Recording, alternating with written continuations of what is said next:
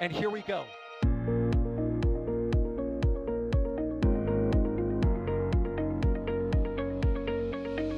have liftoff. Propulsion continues to be nominal.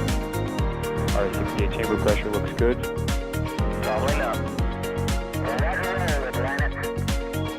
Water towers fly! Yes! Tango down to nominal. Flight downside FD off. Bring in FD off. It's orange! Orange 45! Oh my god! Oh my god! Decollage. What is it? Put that in the big bag, Eagle. 343 unfolds to go. Indeed. We rise together, back to the moon and beyond. This methane will be igniting in the flare, correct? Yikes. You good? Sure. We don't need any more of these.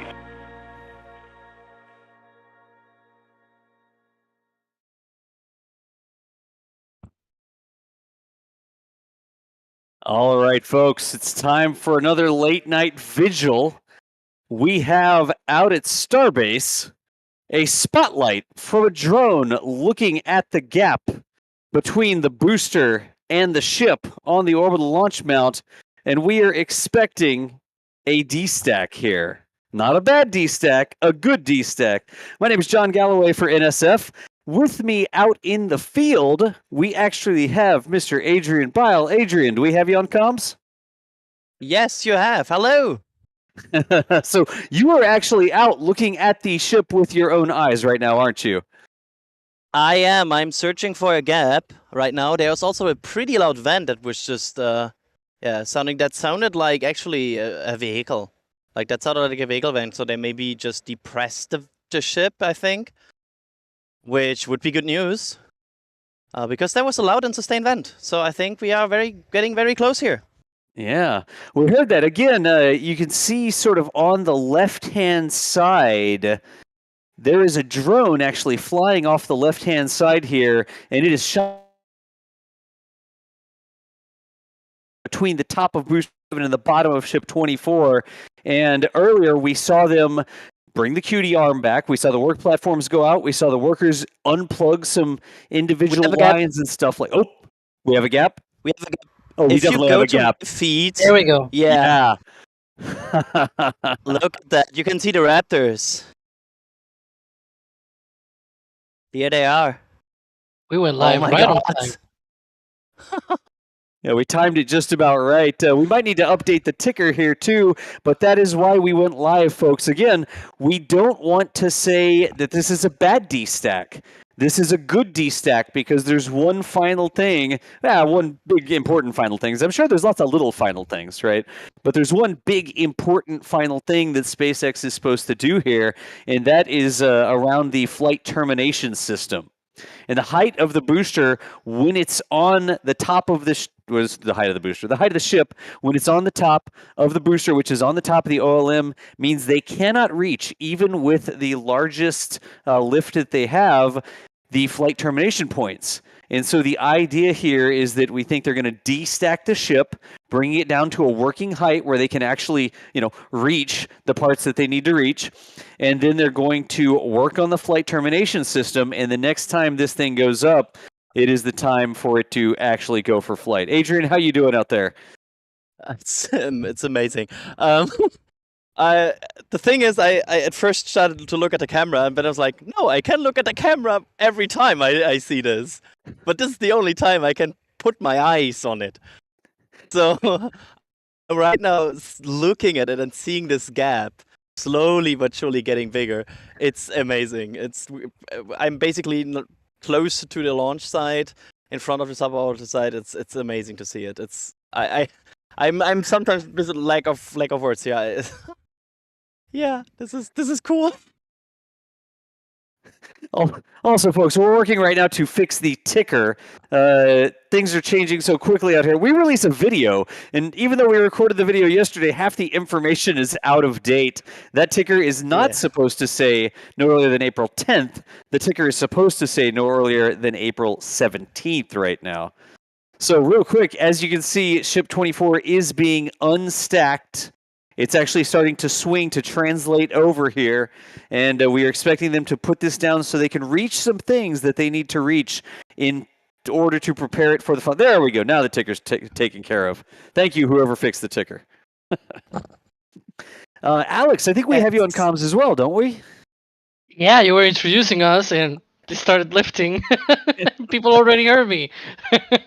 I think tonight the drone was a really good indication. Like when the drone was up there with the spotlight pointed at the seam, that was a really good indication that SpaceX was going for it, right? Yeah. That was really spot on. You literally see the drone circling it right now. Adrian, you're out there. You're looking at it with your own eyes, and that's the first time you've gone out there. Like, how is it? Yeah, I'm very jealous. It's amazing. I have been here all week so far, and it's just stunning. You never get tired to look at this full stack because it's like omnipresent. Wherever you are on the site, you can see it, and it's everywhere. So it's really amazing here. And yeah, this is like the first big action I see here with the movement of the ship now. And yeah, the drone is really cycling around it. By the way, while this is going, they're still also fueling the suborbital side here. There's like a tanker in front of us filling the suborbital side, so they're not stopping. Adrian, where are you? Where are you watching from right now? Like that one, the green camera feed that we see on occasion. We're working on the stability of it. That is where you are, right? Yeah, I'm basically in front of my favorite enemy, the grass vent. We are very close to the entrance of the suborbital side. That's where you can get. After that, they have established a roadblock here, so there's a safe area where you cannot go right in front of the pad. So yeah, I would say I don't want to guess meters, but not that far away. It's going really up not how that far. fast. Look at that. Look at that. Yeah, it's starting to swing over now. Yeah. So again, they lifted it up a little bit. The chopsticks took the full weight of the ship, and they lifted it up just a little bit to get some clearance there between the ship and the booster. And now they're translating it. They're swinging it over, right? And we'll see it swing over past the side, so it's got clear air below it. And the chopsticks will lower it down and bring it down to the ground where they can work on it. Remember last time it's like, oh, the final stacking, but we put a question mark in it. We thought that this may be the final stack to do all the final tests, but we figured there may be one more final stacking, so we had to liberally apply question marks, right? The drone is, by the way, down. Wait, like it fell out of the sky, or they landed it? No, it looked controlled down. Okay, or at least down. I think it's like flying on the height of the orbital tank farm. It's not fully down, but like it's part. Look at this shot. Oh wow! You see now the can three Raptor, really see it. Yeah, the three Raptor vacuum engines, the three center engines, sea level engines, whatever. The three regular size Raptor engines. They're all basically the same engine, but the engine bells are hugely different sizes. Like you see the huge engine bells, and you see the really narrow engine bells. The larger engine bells are the Raptor vacuums. The engines that are optimized to get more bounce for your ounce when you're in space, like no atmosphere around you. And the center engines are the ones that Starship would attempt to do a landing with. I guess we could say it that way. They are optimized they are optimized to get more thrust and more efficiency whenever you are in atmosphere. Now, from the stuff that was released earlier today, Starship is probably not going to do any of those landing burns, huh? Yeah. Oh, go ahead, Alex. You talk. No, I was gonna say that. Yeah, it seems like it's just gonna be impacting the ocean at terminal speeds. It doesn't look like it's gonna attempt any flip. SpaceX literally says it's not gonna attempt a vertical landing.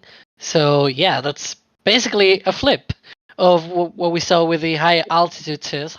Quotes high altitude. Look at this shot. It's so cool. Look at that. You can even see the engine shields. I just had to high five Nick here while he was walking past because it's like standing here. It's so cool. You can really see it now because at first at the gap it was more like you can see it on camera, but now the translating, like now while it's really detached, you can. Yeah, you can see the raptors very, very clearly. Wait, Yeah. let me. It's like sometimes the lighting is sort of in your face and it's hard to see, but tonight, like the ambient lighting sort of filtering up into look at that shot. You can even see the There we stars, go. unless they are dead pixels, but I hope they are not.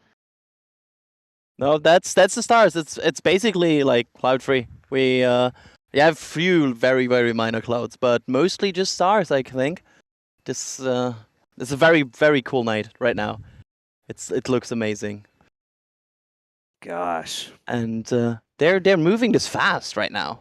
It's already almost cleared the booster, I would say. Yeah, it always seems to go faster than you anticipate. Like they don't want to just, I don't know, have it hang around for too long. Right? Look at that. So Oh, shiny. wow. It's yeah. Again, folks, what's going on here? They are destacking it, but it is not a bad destack. Duncan, I see your question in chat. I see you. This is not a bad thing. There are some final parts, like the final steps that they have to take. They cannot reach when the ship is on top of the booster, is on top of the OLM. So right now, what's happening is SpaceX is destacking the boosters so they can reach the very final things that they need to do. Literally, I don't want to say like, oh yeah, they're going to pull the FTS pins, but we believe that what they're doing is they're getting the ship down to where they can reach the flight termination system on the ship. Does everybody remember the hops, right? When the ships were doing the suborbital hops? Yeah.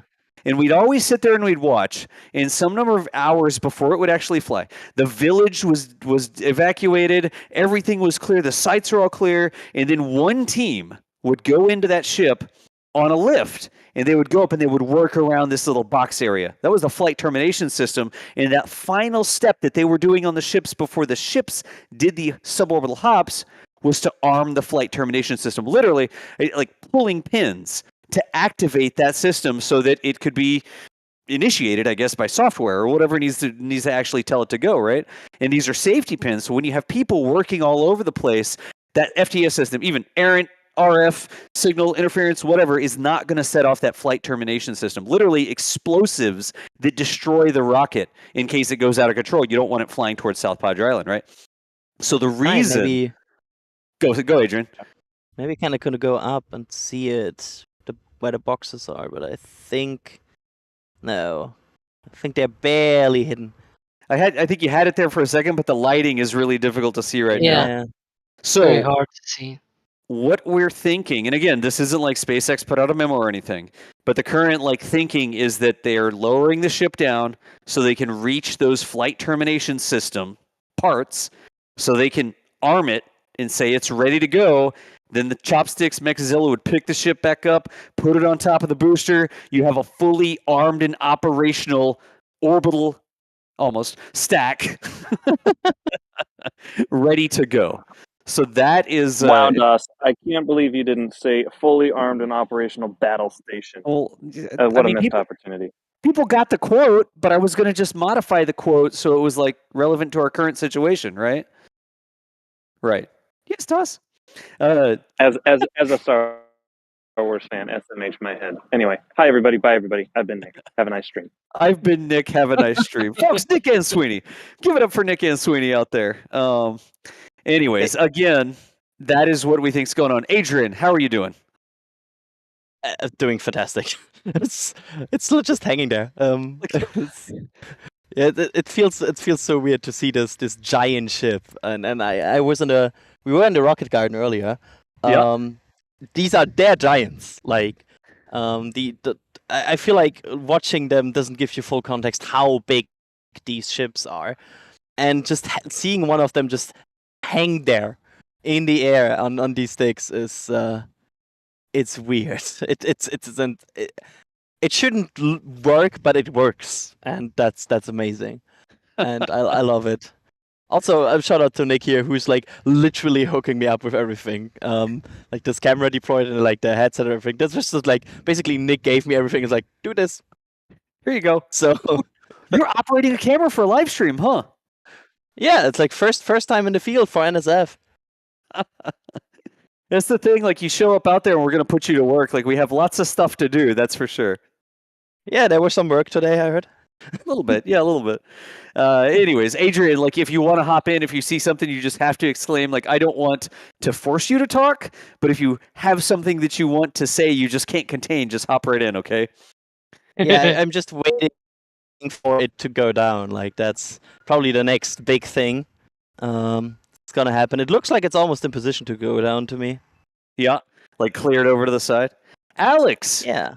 we had a Mhm. stream earlier today, or we had a Raptor side. Like, what do we call it? An emergency Raptor side, Chris called it, where we were talking about, like, it's getting serious because SpaceX made a website Yeah.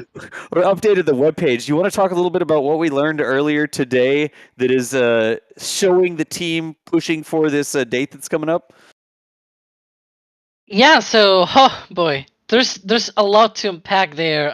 There's a lot of expected things like booster burning for about 2.5 minutes, almost 3 minutes.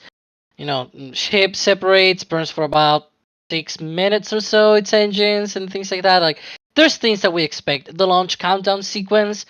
We had a video about 2 months ago, mostly made by Adrian, based on sort of the signals and vents that we saw for the countdown, and we kind of got it close. Like we were expecting like 125, 130, like 1 hour 25 minutes, 1 hour 30 minutes of a countdown sequence. It's actually more like 1 hour and 39. Hey, close enough, right? We got there. And that's like totally flying blindly and just looking at vents. So I guess that's good enough. So what SpaceX actually released was like the timeline of events during Exactly. flight. Not they had never Yes. released that before. We get it for Falcon 9s, all that sort of stuff. But for Starship, we had never got the detailed list of events, both timings going up to launch and then what should happen after launch, right? Yeah, the problem is that I've spent 4.5 hours explaining the whole timeline because yeah, might have something soon coming out because emergency Raptor side. We also had emergency new video explaining Emergency it. explainer video, nice. Exactly. Yeah. I mean, people had a lot of questions. We saw that on Raptor side chat. People were having tons of questions, and we were like, "Why not? Let's do it." And because I'm sort of a Falcon 9 connoisseur, so to speak, I also introduced a lot of comparisons to Falcon 9 because there's a lot of neat things there, like the vent down of the fluid interfaces. Some of the things that I also tied in, you'll see it probably once it comes out, of how to tie in these times with what we see when we actually go and when you go and watch our live stream of the launch, because I hope you actually do that. You're gonna see a lot of things happening. You're gonna see the oil vent, you're gonna see the tower vent, you're gonna see the vehicles frosting up. What's going on? How does tie in with all of these times? So you're gonna see sort of that explanation of how it all comes together, and I really hope you enjoy it because it's very, very exciting to me that we're getting to the point of now we actually know all of these things that we've tracked for 2 years, all of the events, all of the things. Now we actually know when they happen. Oh yeah. And what it Yep. all means, right? It's like, yes, finally. I think is it going down now? It looks like it's going down now. I'm very staring, but I think it's going down. Yes, they start Yeah. very slowly, I think, but it's Right? going down. Yes, I can confirm it. Again, So folks, they are now all this lowering the ship. nice. All the stuff that's coming together, like we were saying, we got these new details from SpaceX earlier today. We've always said, Elon says lots of stuff, right? Elon likes to tweet. Elon likes to say things. But when the official SpaceX account started releasing things, and when the official SpaceX account updated their website to show new information, when the official SpaceX account did that stuff, that was like, wow, wait a second.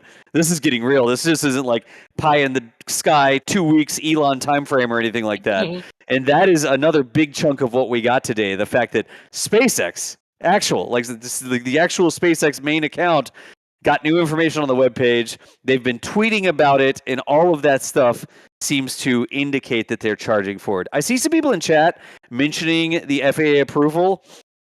Keep watching. I don't think, and this is me, Das, issuing an opinion to everybody watching, I don't think that SpaceX would be tweeting this stuff and sending it out and making these official sort of announcements and releases if they didn't think that they were going to get clearance to fly this thing.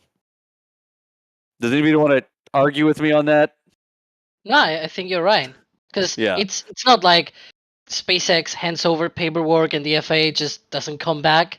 They're like, hey, this thing that you gave me, maybe in a week or so we're gonna get it ready. So it's not like it's just like, each separate entity doing their thing. It's like there's a back and forth. They Yep. talk to each other, right? And so the SpaceX kind of knows how the FAA is going, how it's getting to that final point of like issuing the launch license. So they're already saying, hey, we're gonna launch next week. And actually, when we were talking about right now, you guys were talking about Elon saying it's gonna be X time. He actually said the end of next week, Yeah. whereas SpaceX is Yeah. saying The beginning of beginning. next week. so. Hey, It's maybe it all like comes Elon together. time opposite. Yeah, So Elon is the pessimist here. yeah. It's I think very Elon's just really shooting for a specific date, y'all. I'm not sure which I date you would think- I talk about. think- There's no specific Yeah. date next week that I think has any special connection with Elon. I'm not sure at all what you mean. Hmm. So you could clearly see right now that the ship has sort of broken the plane. It's lower than the top of the booster. The chopsticks are taking ship 24 down. I'm going to repeat it again one more time. This is not a bad stack. This isn't like stop the presses. We can't do anything. This is a good D-stack. We think that they're D-stacking it so that they can reach some final components on the ship that they just can't reach, even with their largest aerial work platform, the tallest one they have out there, right? They can't reach it when it's on top of the stack because it's just that huge. And so by bringing it down to the ground, they get it to a nice working area. They can do the final critical armings and safety checkouts and things that they need to do. And then after that, put it back up, stack it on the ship. We know that part works. We've seen that happen a couple times, right? And it will be ready for this thing to fly. I'm slowly but surely getting found by like Boca Chica Night Patrol here right now, which is lots of mosquitoes. We had a lot of members videos about that, right? Yeah, there's a reason for that. Also, I want to like. It's crazy how this D-stack came out of nowhere. Like, I think 2 or 3 hours ago, it was like, I think the first indicator we saw were like sheriffs at the launch site. So I'm like, okay, two or three sheriffs cars at the launch site. Interesting, might be something. And then at some point it was like, oh, the ship QD just disconnected. And yeah, it just came out of nowhere that they do it today, which was interesting to do. But I think they choose a good time. It really is pretty out here right now, and I think they picked a good time for good framing. Excellent. Y'all, again, we're watching the D-stack here. We had it all on Starbase Live, our 24/7 stream, but we figured we would fire up a dedicated stream to explain what's going on. Nobody panic. Everybody calm, because it's a good thing that they're taking this down. It means that everything seems to be coming together for that date, early, mid, late next week, whichever one it is. All of these things are really good to see. Real quick, Eric Beavers, thank you so much. Calling us dorks. I'll take it. The super chat coming through there. We appreciate the support. So we can roll out and cover all this stuff for you. $49.99 actually. Then Starship 24 said rocket. Just said rocket. All good. And then we had a cascade of gifted memberships here. We've got some Red Team memberships that were gifted. Jura gifted 10 Red Ship. I got Red ship on Ship. the brain, y'all. Red Ship, 10 Red Team memberships. Thank you so much for the support there. Joe, as always, I mean, just across the board, we always see your name supporting what we do. Thank you so much. Jim Cavett did 5 Red Team memberships, sharing some of the behind-the-scenes content and stuff like that. We really have picked up the behind-the-scenes content game with me and Nick and Adrian out here.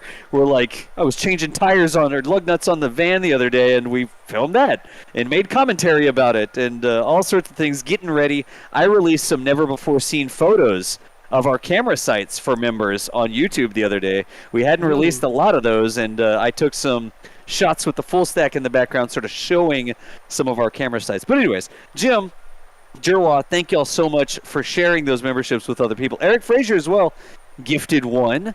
Grax has signed up as a Padrat member. Appreciate you, Grax. Welcome. We don't have anything like wacky to say, like "Welcome to the fam" or what. Like, come on, we don't do that. Angel Montoya, we'll go with for that one. That is a Capcom membership. We appreciate the support there. Hopefully, it's Angel and Hell, one or the other. We appreciate you. Sneezy Ferret. What? Some Canadian dollars there saying, isn't this the best rocket porn ever? Hey, it is gratuitous shots of spaceflight hardware. Let's put it that way. We appreciate the support, Sneezy Ferret. Musical Wolves did a super chat as well. Said, would they also be double checking the tiles? Yeah, I don't know how much they're going to double check the tiles. Maybe they'll look at it, but maybe it's in the state of, don't touch it, just ship it. Right? I don't know exactly what the checklist is, but we are pretty sure that they need to arm the FTS system, and they need to be able to reach that, right? Drake Weibel is a flight engineer. Drake, I really do hope that I got your name correctly there. I gave it a couple shots. I hope one of it was right, but we appreciate the support. And then Jim Cavett did a super chat as well, saying, I got a new patch today. If you ordered one of those... the orbital flight test, or what did we say? The Starship orbital test flight, Starship orbital flight test. If you order one of those patches we released and almost sold out of the first batch of them the other day, I've been seeing lots of those on Twitter and stuff. So, Jim, hope you enjoy it. Thank you for the support. And I'm going to do one more here. Pablo M. became a Red Team member. Pablo, we appreciate you. Enjoy the behind-the-scenes content, the early videos and stuff like that we put out there. I see more stuff coming in. I'm not just going to say thank you to Super Chats all night. So we will catch some more of those in a minute. Adrian, you still breathing? Uh-oh. I thought he was just going to say, yeah, I'm fine. I'm still here. I think he's adjusting the camera there. Yeah, he's adjusting a camera. Okay. There we go. I have a question for you, Daz. Yes. So we were talking about the overall flight test, overall test flight, whatever. Is it unstacking or destacking? You know something? I didn't type the stream title tonight, but I'm pretty sure it's destacking. Okay, so we're gonna let the guy that did that. We'll have to let him know. The people responsible for the stream title have been sacked. There's something about llamas and that sort of thing. We get this all the time. We get people that come at us and say destacking's not a word, and we just like to refer them to official NASA documents that referred to destackings happening with the shuttle. So, you want to look up it in Merriam-Webster or whatever, that's one thing, but NASA actually did use the term D-stack, and so that is what we tend to use, just so you know. Oh, we'll get Adrian back on comms here in a minute. Oh, it's apparently D-stacking is also on Google Translate, Alex. Yeah. Sorry, I'm back. I had to put on a jacket because mosquitoes. Because mosquitoes. Yeah, they're like once they find you, like one finds you, yeah, you know it, right? Like they're suddenly everywhere. It's fascinating. Like before this, I always thought it wouldn't be that bad, and I always said to I don't think it's bad. It's worse than you think. That's my number one tip there for people that going out here. Bring multiple layers of clothes. Really, bring multiple layers of clothes. It's really fascinatingly crazy how many there are. I've just linked the person who typed the stream title tonight. One of many NASA documents that describes the space shuttle processing and uses the term D-stack in official NASA documents. So, it is supposed to be D. Should we edit the stream title? I mean, you technically have the power and ability to do that. It's possible for me to do that. Unless, Kevin, the producer tonight, tells me that I shouldn't do that for some reason, I'm going to go ahead and... We get music from somewhere? Ooh, copyright! At least I don't hear music. Is that... Oh god, that's the Starships? Oh, I think yeah. were they playing Starships Meant to Fly again? Yeah, I think they did. I couldn't hear it properly, but I think that's what they did. Okay. Is that a SpaceX or some random person? I don't see that much random person here. I think I see Probably the the PA, two sheriff's cars, Yeah. and I see like 2 other cars. I think there are like 4 cars here that are actively watching this. So, yeah, I think that was the PA. Yeah, because when they stacked the first time with the cranes, I remember they played. I think it was "Fly Me to the Moon" over the PAs. So Oh yeah. it's not unheard of that they play music over the PA. The only problem is that everyone else with cameras out there on YouTube, it's like, ooh, copyright strike, right? It is something we take seriously. Like if there's music being yeah. played not by us that we don't have permission to stream, it's like, oh, music? What? There shouldn't be music on the stream. Like we're always like attuned to listening to that. So, Yeah. anyways, Starship continues to Also- lower down. Go ahead, Adrian. Also, I want to point out, like, this was a fascinating thing Nick and I spotted today. I've tweeted about it. It seems like they are using the suborbital tank farm maybe as a storage area for the orbital flight. Like, they of course they don't have a Oh. connection between both, but they are really like, this is like the 6th tank or so at this point I've seen at the suborbital tank site. So it seems like since there's no ship on there right now, they will not use it for ship testing.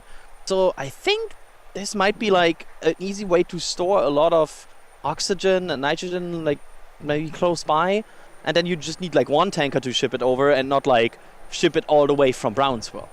So yeah, Like shuttle runs, basically. Like a tanker just pulls up to the suborbital farm where they have extra storage capacity, and they fill the tanker. That's not normally what happens at Starbase. Usually the tankers are unloading at Starbase, but it's possible that an empty tanker could come up to the suborbital site, get filled up from the suborbital site, and then drive up to the orbital site, which is just a few hundred feet up the road, and then move that propellant to help top off the orbital site. Is that what you're saying, Adrian? yeah, basically, because there is a lot of propellant in there. Of course, probably not enough to support an orbital flight. These tanks are way bigger, but it would help. It is a good amount of tankers that are here, so maybe they're utilizing that.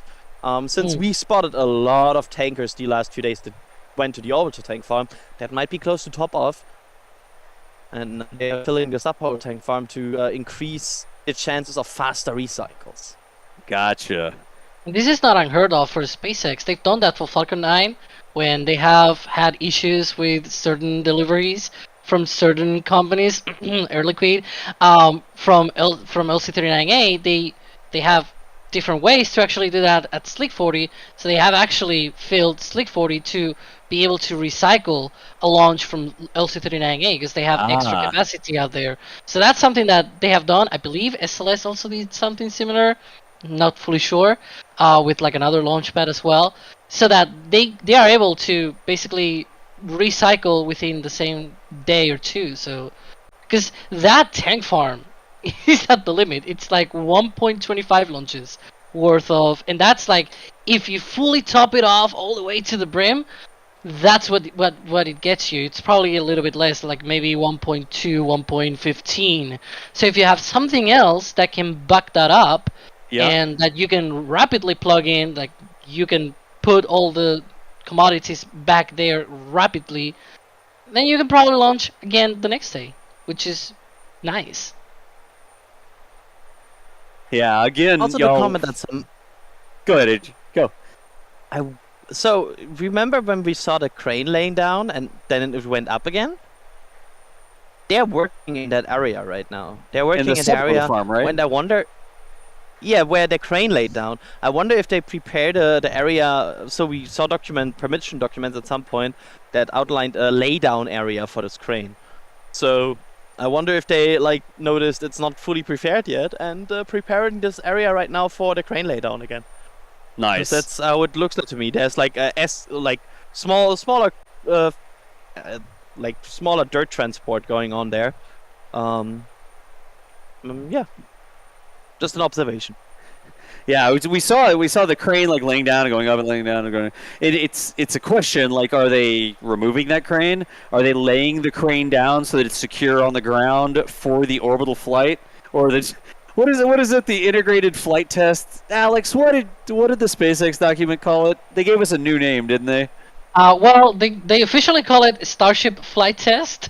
Okay. But one could arguably say that all of the previous flights were also Starship Flight Test. So what they call it is like an integrated flight test, but like that's not technically the the mission name. The mission name is Starship Flight Test for It's some Starship reason. Flight Test. But they referred to it somewhere as an integrated flight test, which integrated, Exactly. y'all. It just means that the Starship is stacked on the booster. Starships have flown by themselves before. So the suborbital hops that 15, 11, blah, blah, blah did, those were not integrated flight tests because the Starship was not stacked on top of the booster. And so this is the first time in a flight test that a Starship would be integrated with a booster and fly in that manner, like fly in that configuration. It's never been done before.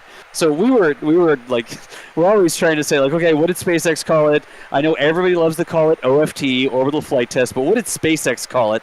What should we really refer to it as? And in like the news articles and stuff. And I think Thomas came through today and said that in all of the literature, the webpage and everything that SpaceX released, the word orbital is only used once. And it's used as part of the total word suborbital. So SpaceX is not referring to it as the orbital flight test or anything like that. SpaceX is referring to it as the Starship flight test, and it's more specifically the Starship integrated flight test, the first time that a Starship on top of a booster has flown as one complete vehicle ever, basically. It seems to me, by the way, Yeah. as they're really careful with this one, because we saw them D-stack faster, I feel like, but so far this seems like they are going step by step, really slowly. And yeah, maybe they're taking the extra time here, because you don't want to lose it this close to the finish line, right? That would be very frustrating.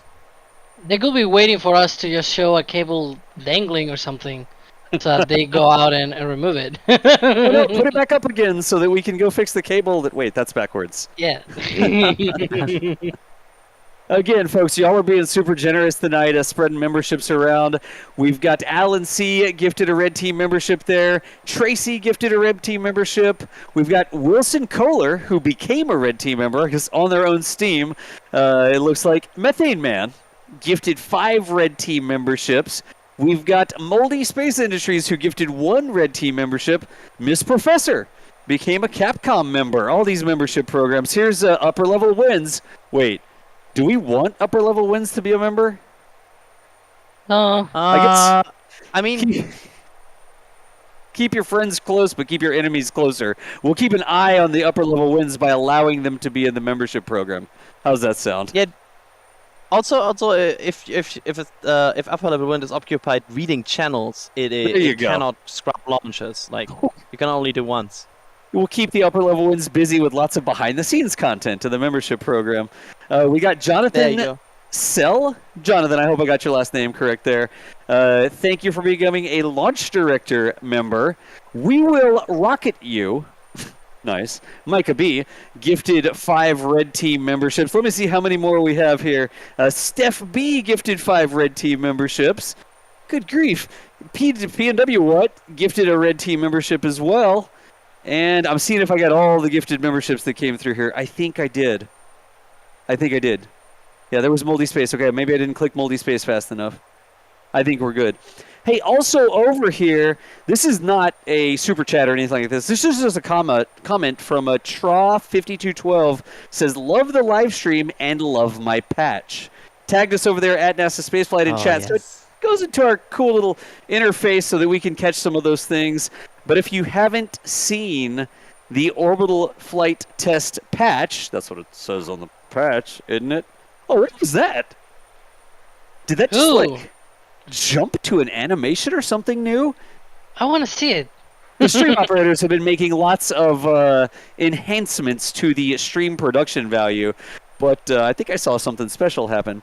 There is the Starship patch, the special design. We got it in actual embroidered patches. It's the first time we've ever done a patch for something. We've always talked about it, but we got these patches made actually by a company that makes a lot of patches for NASA, and we almost sold out of the patches in the first batch. We still have some of them left, so when the orbital flight test stream, when the integrated flight test stream, whatever they call it, happens, we may hopefully have more of those patches in stock. But if you want to secure one of those for yourself, visit the shop, shop.nasaspaceflight.com.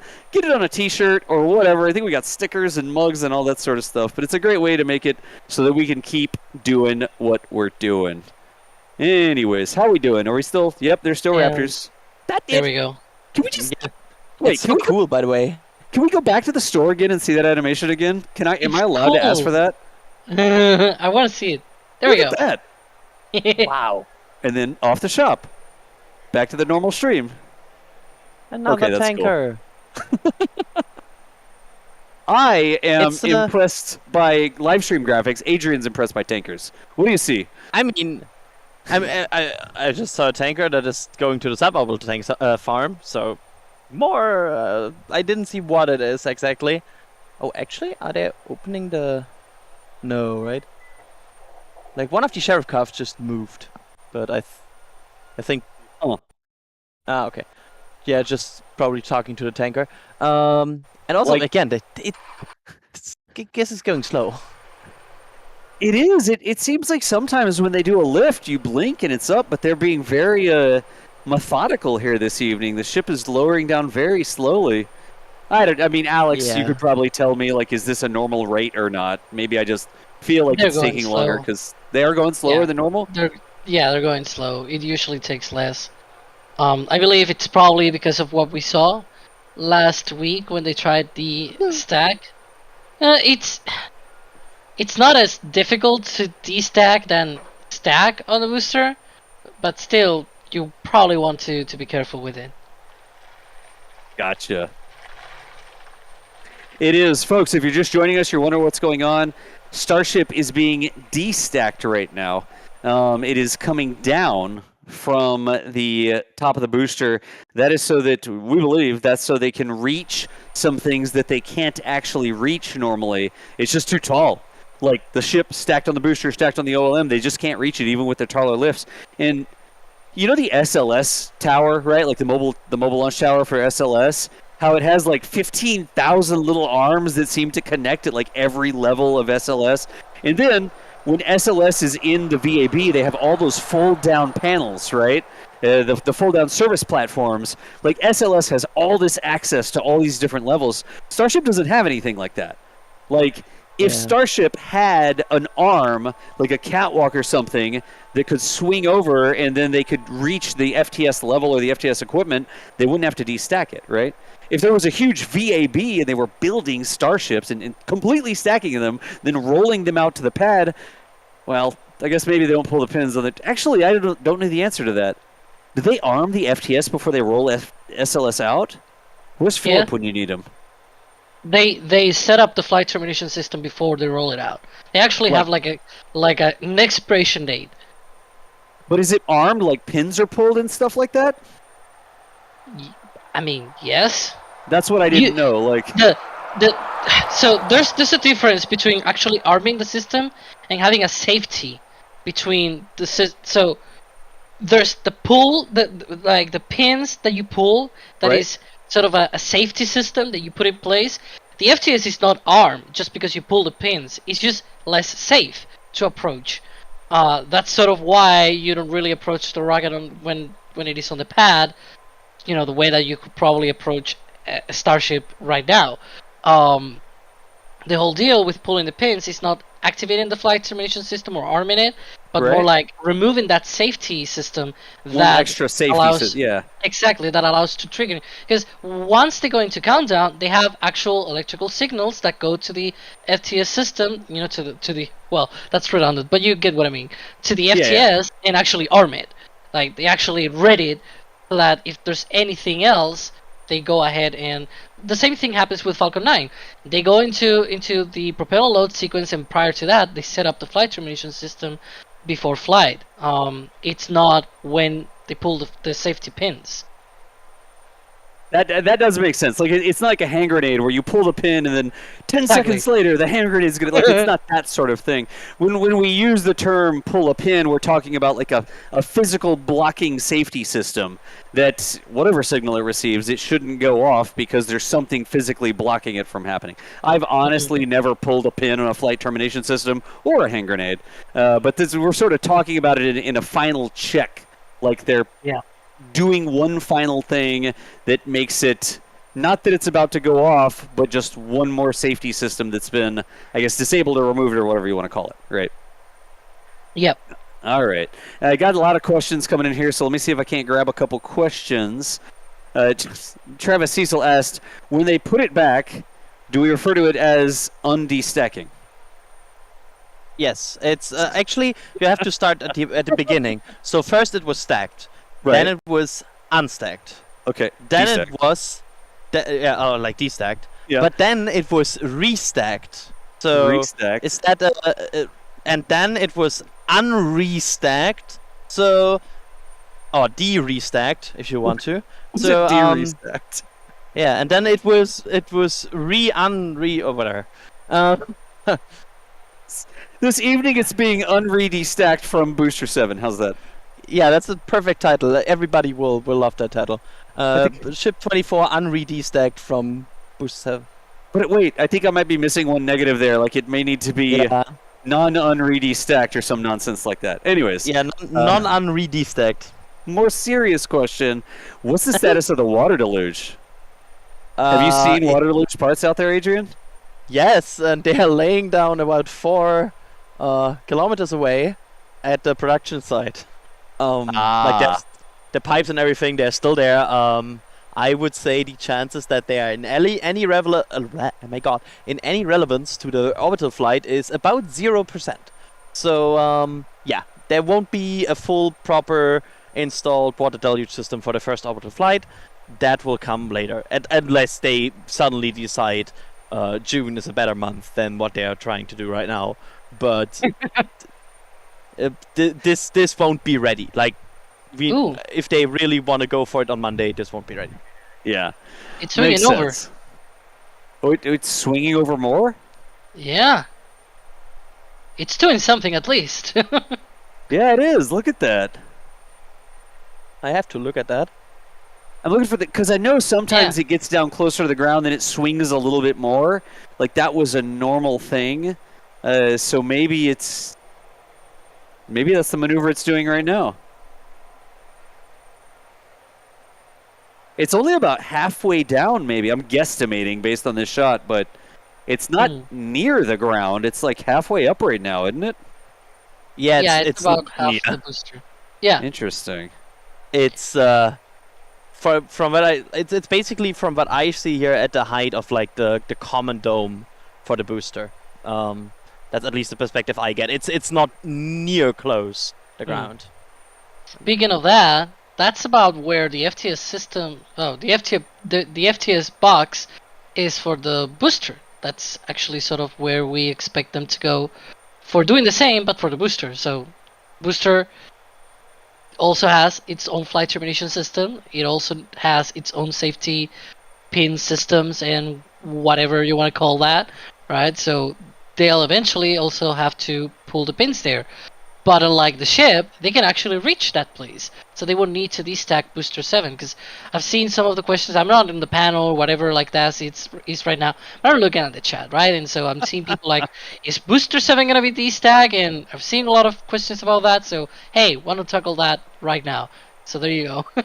No, we don't expect it to come down. Also, Alex, Go, Adrian, go. Also, they worked on the area where the stabilizers would grab the booster, right, Alex? So it would even be hard for them to destack the booster at this point because the areas are kind of covered, right? There's also another thing that indicates that they're not gonna lift Booster 7 unless it is under its own power. That is the OLM, the orbital launch mount itself, has 2 pins that adjust basically the position of the booster as it goes down onto the clamps and out of the clamps when they lift it with the chopsticks. And those pins were removed last week from the OLM. So there you go. It's like it's not gonna take off from there under chopsticks power. Could like- maybe with a crane, but yeah, no. it's like putting your kid on the diving board at the pool and being like, nope, the only way you come down is if you jump in. You got to take off. No coming back down the ladder. Sorry. The chopsticks are not available to you. Dad is not over here on the side to take you back down from the top. It's time to learn to swim. They made it so they could not destack it. Interesting. It's like for their own like urge. They kind of want to destack, so they made it impossible to destack, so they not suddenly have the urge to destack. It's like, oh jeez. Like on Apollo 10, you know, with a lunar lander not having enough fuel to go to the surface. The same thing here. Hey, Yeah. don't try it. You cannot do that. We remove the pins so that you cannot really destack the booster. It's not an option. Destack is not an option, is their new saying. We need a shirt with that. We need a shirt. I like it. Destack is not an option. Real quick, got a question that came through. Why do they need a Raptor sea level on the ship if there's no landing burn? You know, the timeline actually gives us an idea about that. Yeah. Because they're gonna ignite all 6 engines after stage separation, and if you actually do the math, you end up seeing that in order to burn almost to depletion for the boost for the ship, because you expect that there's gonna be little propellant remaining, right? So like Right. maybe 150 tons. If you do the math, with 3 engines only, the engine ignition burn, the duration will be about 12 minutes. Whereas on that timeline, we see it is 6 minutes and 23 seconds. I know it basically because I've been reading about this. Yeah. So that burn being half of what you expect with 3 engines, that means it's gonna be double the engines, right? Because that, like, half the burn time, double the engines, hence 6 engines. Gotcha. So from that, you can infer that they're going to light all 6 of the engines as part of the, let's call it a nominal insertion burn. It's not going to insert its way all of the way into orbit, but usually we call the lighting of the engines that gets the ship or the satellite or rocket or whatever it is that's flying, right, close or into orbital velocity is the insertion burn. And during that, based on the timings, the rate of fuel, you have this much fuel left, an engine uses this much fuel, so if this much fuel is disappearing in this much time, it takes 6 engines to make that happen, right? Yep. Gotcha. You're right. So there you go. Still planning on using all of the engines, all 6 of the engines, 3 sea levels and 3 vacuum Raptors to do the insertion on the ship, or do some of the burns on the ship there. Plus, center of mass constraints. You're making the ship fly the way it should fly when it's kitted out the way it should be flying. All those sorts of things. We didn't see him like put a Raptor weighted block of concrete on the back end and remove 3 of the engines or anything like that. You also have a lot of other things. Ooh, what's that? Is that a? I don't know what that was. That sounds like a wheel gun at Formula 1. That wasn't a venting noise, was it, Adrian? No, I do not think. That sounded more like a machine to me, like something drilled or undrilled. Like an impact wrench or an impact hammer that might be taking a bolt off something. Yeah, more like an impact wrench, like something like that. But it's not definitely not a vent, for sure. So that was a new sound. New sound just dropped. Interesting. Is the ship still moving right now?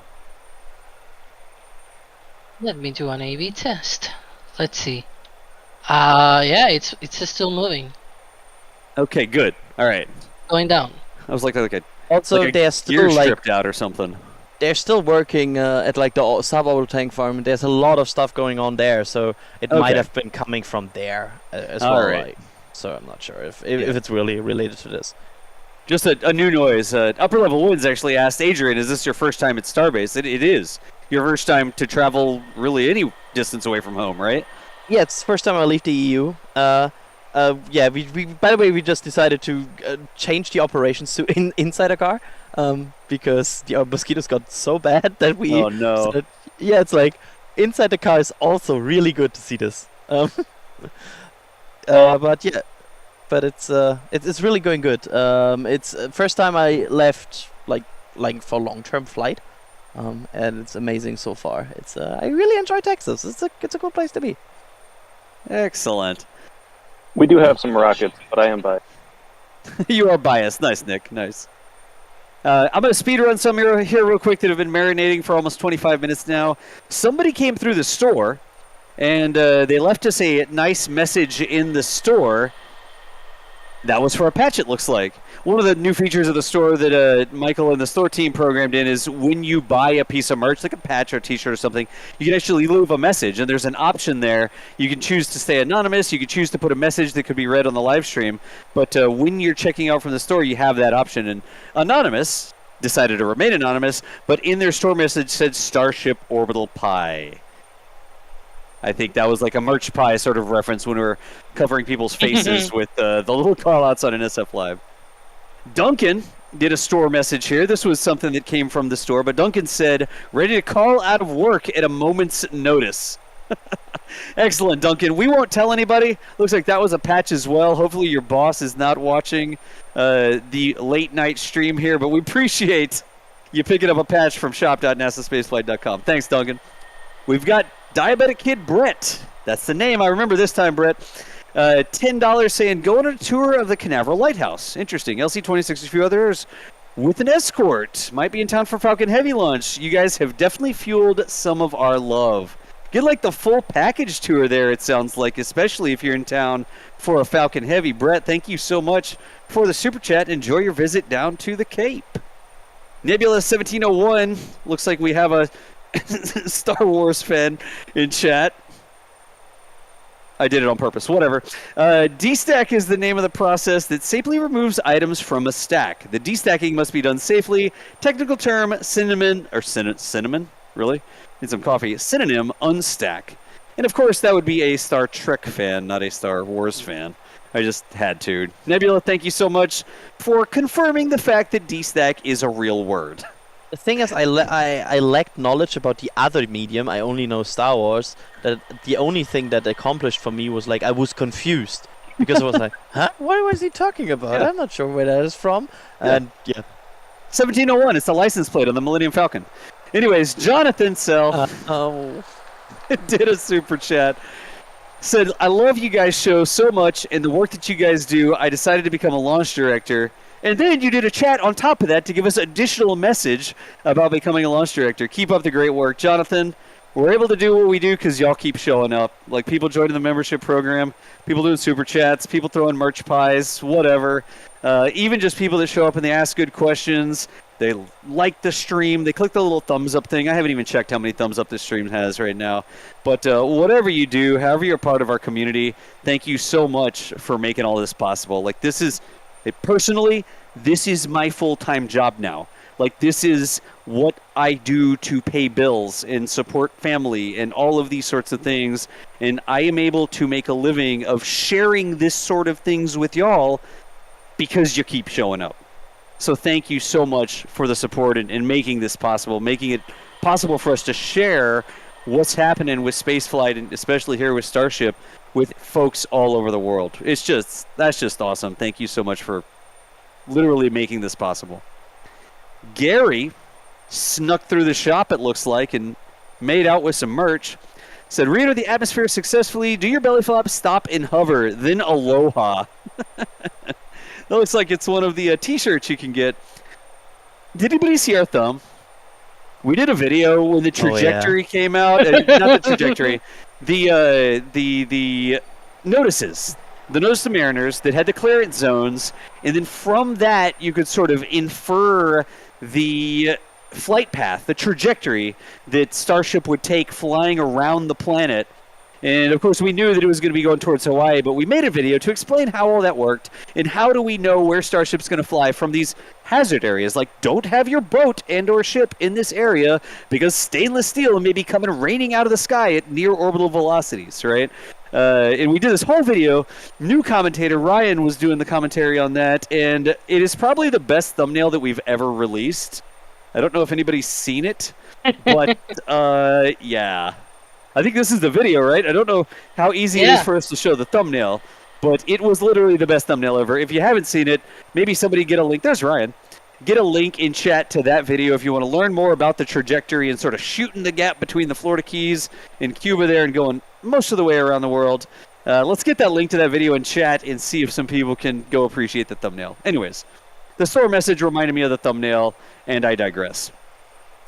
Yeah. Real quick things here. Here's a question for you, Alex. How long do Starship's batteries last without recharging? Can you refer to your SpaceX Starship manual that lists exactly how long the batteries last? I'm not sure how long it is, because they really haven't said much. I do know for Falcon 9 it's about 2 hours, 2-3 hours, sort of the normal duration. And once they actually have to do longer missions, they have to add more batteries, more stuff, so that it can last longer out there. In fact, I was gonna say, next week we have the Battle of the Heavies, because we have Super Heavy and Falcon Heavy, one after the other, within basically 36 hours, I think. Good So,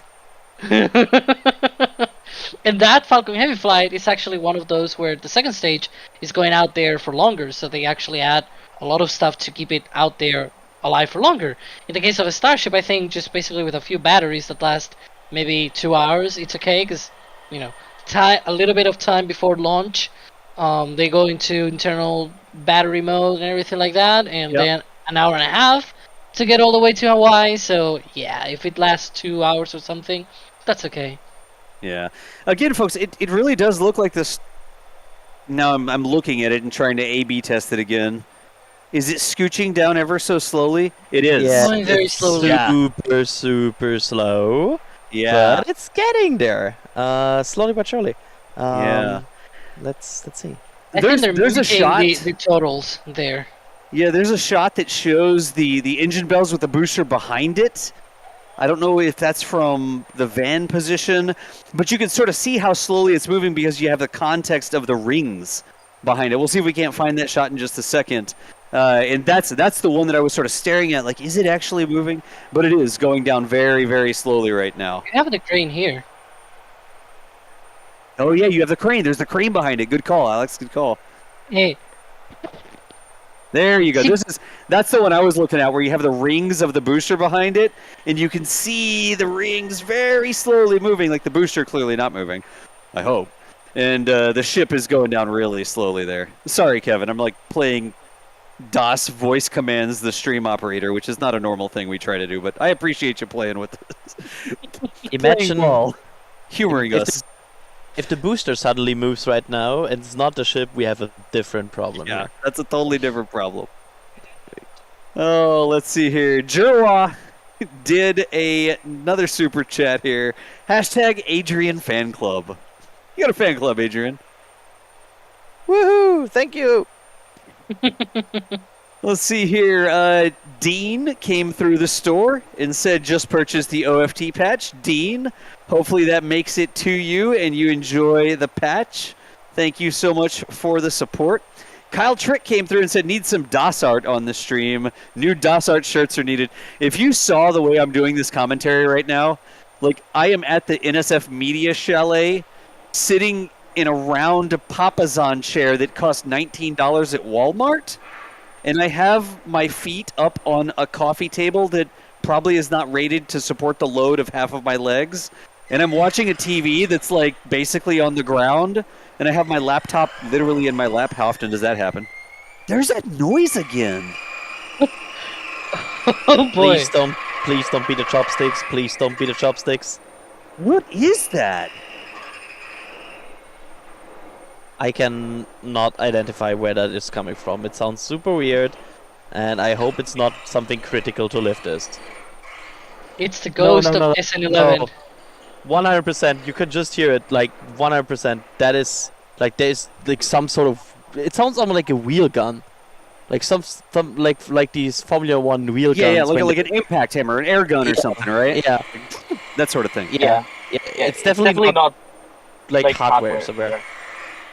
It's almost like a unbolting noises. You know how we get those unbolting noises before they decouple a booster ship from the transport stand. Yeah.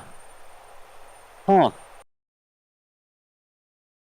the way that I can hear it through my headset. Like, what is going on out there? Anyways, Kyle Trick, thank you so much for the support there, asking about DOS art. And then I was rambling on about how I am not in my normal setup. I don't have my telestration tablet or anything like that with me. That's all back at the studio. But thank you so much for the support, Kyle. Patrick says, thank you for all your entertaining space live coverages over the last years. Karen says, world's largest robot. These are all store messages, y'all. And here is one from Dave. Dave, I saw this one come through in yellow in the chat, and I wanted to make sure I did not miss it. One day at a time, man. Dave says, I'm celebrating 3 years sober. The NSF community has played a part in helping me get to this point, and for that, I am grateful. Cheers, with a non-alcoholic beverage, of course. Dave, congratulations. You keep on keeping on. Like I said, one day at a time. Thank you so much for the support. We are glad that you're here to share this with us. But thank you so much for putting that message in the chat. Like I said, I saw that one come through, and I wanted to make sure I did not miss that one. I hope you didn't have to go to sleep or anything like that. But congratulations. Y'all, put some congrats in chat for Dave over there. That's what I like to see. That's what we do around here. Everybody in chat saying, congratulations, Dave. We are happy you are with us, Dave. Thank you so much for being here. Let me grab just a couple more here real quick, y'all. And if anybody hears a chopstick animal screaming, somebody tell me. Anonymous came through with another message from the shop. So many people taking advantage of the shop messages this evening. History in the making. Keep up the great work, guys. Anonymous, whoever you are, whatever merch you got, we hope you enjoy it. Thank you for the support. Michael did a store message. Just a little bit more. Been waiting for this since these streams started. Let's go with multiple O's. Michael, thank you for the support. Justin came through as well. It's time to send it. Here's to gathering more data. I like it. That's what SpaceX likes to do. They don't simulate everything forever and then 10 years maybe light an engine. SpaceX loves, ground truth, air truth, flight truth, space truth, vacuum truth, whatever. SpaceX likes to test things, and they did the suborbital hops all the way back to Hopper, where they proved that they could hop with that methane engine and get it landed on the ground in one piece, which still stands there to this day. This is the way that SpaceX operates. Justin, thank you for the support. Das? Yes? We're looking here. That's the spotlight from the drone? Yes? It's looking at the carriage system there as the chopsticks go down. That's interesting. I am going to make that doing bigger. that before. So this is something we've sort of seen. Again, the carriage system sort of hangs on to the tower, right? It's got these rails, and you can see the black rails. See the gray tower leg and those black rails going vertically? And there's like this little carriage that sort of goes down those rails. And the drone actually has a spotlight on it, like Alex mentioned. And the drone is looking at those rails right now, or that part of the carriage. Yeah, you can see there the light. Look at that. Interesting. I still don't think the sound was related to this. Like, it didn't sound like that. Yeah. But Yeah. it's at least they're looking at something here. It might be just routine. Like, maybe they're just like they have to look at something, right? So Yeah. why not look at this? I would say. Like Just these checking up wacky on it. noises we hear, we may be like looking for things that aren't actually there, right? Like, whoa, wacky noise. Whoa, a spotlight on the carriage system. Is that a problem? And yeah, also, if there was any significant problem, they would not continue to go down. Like, they would probably, like, the initial reaction would instantly to stop any movement. And, like, because if you hear weird sound, that sounds like something is breaking, the thing you don't want to do is continue the movement that is producing that sound. So that's why I think it's not related to that. Gotcha. So again, we may be looking for something that doesn't actually exist because there's some different things going on with this D-stack. It's going slower than we anticipate, right? Like we normally think it's going to go down a lot faster. And then we hear these weird noises, but we don't know exactly where they're coming from. So maybe we are sort of inserting things that aren't actually issues, right? Yeah. It's very likely that it's probably just routine looking at the system that it's actually in place, because when they were looking at the gap, they were probably looking that there was a gap there. Here the carriage system is going down, so they're probably just looking, how's it going? How's it doing? Like, what's right? Just checking up on it. Yep. Always getting more data. There's always more information you can get about exactly what's going on here. Adrian, Like Jack will say. do we still have Adrian with us? Yes, I'm here. How you doing? It's going fantastic. It's almost down, like it's getting down very down close to down from our perspective here. But Yeah. oh, there's another sound. That's a vent. That's a vent. For sure. Is that the ground vent? No, it's actually not the ground. It's not the grass vent. Hey, it I says saw that transition, by the way. I liked it. it has to be somewhere on the orbital tank farm side, I think, because yeah, I think it's on the orbital tank farm. So I'm not sure where that is, but it sounded more like it doesn't seem like a release vent because it's had the sound of like something flowing into a hollow area, which always indicates like it's something flowing into a tank, and not like a vent going outside. So that's like the way how I always try to identify these. Like, I can attest to the fact that Adrian is a vent connoisseur. Like, every time there's some sort of noise that indicates that some sort of gas or fluid or something is moving around, Adrian's like, what? Oh, there's a vent. And he looks in the direction of the vent every time you hear a vent at Starbase. Yeah, it's kind of like there has been multiple times now where I kind of stopped what I was doing and just it's like complete full stop. Yeah, I can already imagine Adrian like with the like sort of ears up kind of thing, looking at the source of the vent, like, hey, where is it? It's like when one of those dogs hears the word Squirrel. Yeah. Squirrel. What is it? Doug. The dog's name was Doug from Doug. Up. Yeah. Of course, tonight we're watching down. We're not watching up. Oh Wow. boy. Nice. Sawyer just got you there, cause I had to It's get like- one in Sawyer's honor. There you go. There's your pun for the night, Sawyer. I don't know if that's actually a pun, but whatever. hey, Jack is in chat. He says hi from Arizona. I wonder Arizona? why he's in Arizona. Like, what's he doing out there? Come on. Why would Jack be in Arizona? What reason could Jack possibly have to be on the road? Yeah, I don't know. I think Blue Origin announced a new test campaign at no, I'm joking. Oh, that might be the case. Okay. It continues to go down. It's lowering very slowly. Again, I'm going to repeat it one more time, y'all. We don't think that this is a bad D-stack. We think that this is a good D-stack, so they can reach some things on the ship that they just simply cannot reach when the ship is stacked on the booster, is stacked on the OLM. So this isn't like, oh no, something's wrong with the ship, they have to take it down and fix it, or oh, they have to swap a Raptor or something. We think that this is a like final dot for sure this time dot Starship D-stack, where they're going to do that final work to potentially D-safe. we got D on the brain tonight. Work on the flight termination system and do some of those final things that they need to do before it can basically be shipped. So, yeah, the orbital Starship D-stack continues. As in D-stack. Yes, D-stack on the brain tonight, Alex. Thank you. It's getting it's lower than the orbital launch mount now. Yep. Yeah. Okay. Yeah.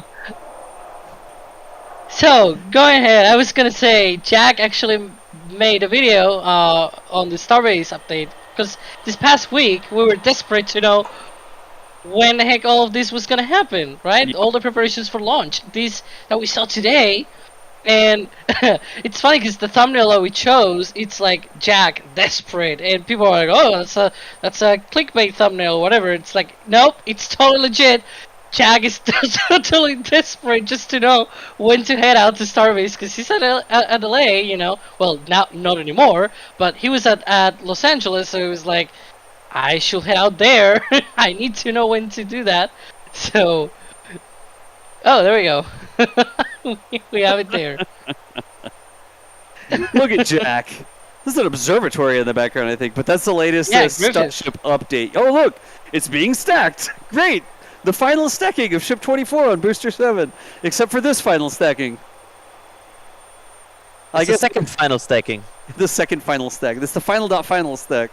Yeah, it's just basically like a video cut. Final Yeah, dot this- final underscore final edit. This is what they get for letting a graphics designer choose the naming of the stackings, I guess. Real quick, I'm going to speed run some of these, y'all. Y'all are putting so many nice messages in the store. And, like, literally, most of this is a shop. Y'all are putting so many nice messages in here tonight. Jonathan, well, this is a nice message, I guess. If this is suborbital, can we technically call it a hop? It's a long-range hop. It hops most of the way around the world and comes down in Florida. Technical question, is Dragon a hop? Is Dragon a hop? Yeah, it hops to the ISS. And then Oh my goes back. gosh. Just saying. Hey, here's one from Marco real quick. Enjoying your live stream. Can't wait for my new patch to arrive. Anonymous left a store message here saying thanks for the stream, y'all, and welcome to the U.S. Adrian. There you go, Adrian. We've got one from Simon saying nothing better than a good kind of de-stacking in the morning. Nice, the good kind of de-stacking. Simon actually must have got a couple things because there were a couple messages in there. Here's one from Tom. Hey, this again, so many nice messages. Tom says, I grew up watching Apollo and reading Asimov, Clarke, and Heinlein. I feel like I'm watching a sci-fi movie. I have to keep reminding myself that this is real. Great job, as always. Tom, thank you so much. It's the wonders of technology that we're able to share this with you. And we've got these robotic cameras and all the ways, like, you can't even imagine things like this from before. But us, as an organization our size, is able to help people see this. It literally is like science fiction. If we start seeing some cats that walk through walls or anything, I'm going to call shenanigans. But thank you so much for the store. That was a store message, Tom. We appreciate you, and we're so happy we're able to share this with you. Actually, there were 3 messages from Tom in there. They're all the same message 3 times, so 3 different things in the store. Musical Wolves. Adrian, you had a little bit of a flight. Did you watch any movies on the way to the U.S.? Oh, that's gonna be embarrassing. Yes, I watched a movie on the flight here. It was Lord of the Rings again. They had on the entertainment system Lord of the Rings. They had many other movies I haven't seen yet, but I decided to go for a classic and watch the first Lord of the Rings for the 467th time or so. It was a Starship theme, Lord of the Rings, right? Yeah, it's basically in the next time I'm coming over here, I'm calling it the Two Towers. The 2 towers, nice. Hey, Josh Berkey, thank you for becoming a Red Team member. Here is a question. Let's get this question from Noah Gruby, actually. Sorry if it's already been covered, but what's the idea behind not attempting a Starship soft landing? Love the streams. Alex, you want to catch that real quick? Like, why are they not trying a soft landing with the Starship? Can they even hear us with all this? I don't know. Jack, can y'all hear us? Let's see. Yes, 5x5. Okay, 4x4. here. Yeah. All right. Maybe it's just super loud for us and not as loud for them. So, yeah. why are we not trying to land the Starship somewhere? I think they probably don't have a lot of expectations that it's gonna go all the way down there.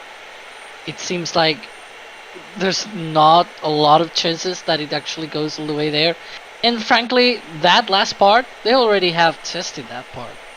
That's basically all that we saw on the, quote-unquote, high altitude test flights that we saw, going up to 10 kilometers and going back down. The real big deal is when it actually goes through orbital reentry. Yeah. Like that, according to the timeline, it's like 10 minutes of a reentry phase until the ship goes to through transonic phase, right? So it's a long time there through a really, really harsh condition for the ship. So that's gonna be really interesting if it actually goes all the way there, and if it survives. They already tested the other part. Yeah. There's also the consideration, like, if you try to soft land it and you successfully soft land it, all of a sudden you have a Starship floating off the coast of Hawaii, right? And if, does it watertight? Do the tanks get emptied or whatever? Is it going to sink eventually? Do you have to go out and somehow sink it yourself? What's going to happen with it? If you just let it come barreling in, there is a high likelihood that there's not much Starship left to recover, right? Yep. Let's see. I think the loud venting you're hearing right now is from the suborbital tank from one of the tankers, because that thing is right now venting like crazy. Gotcha. So that might be just them releasing the gaseous pressure in the tanks. And also the ship is almost done. You can see it there. It is. You can see the stand down below it, and I say daylight. I guess it's not daylight. It's not starlight. It's actually Brownsville light in that direction. But it's almost down, not going very quickly, but it is approaching its target.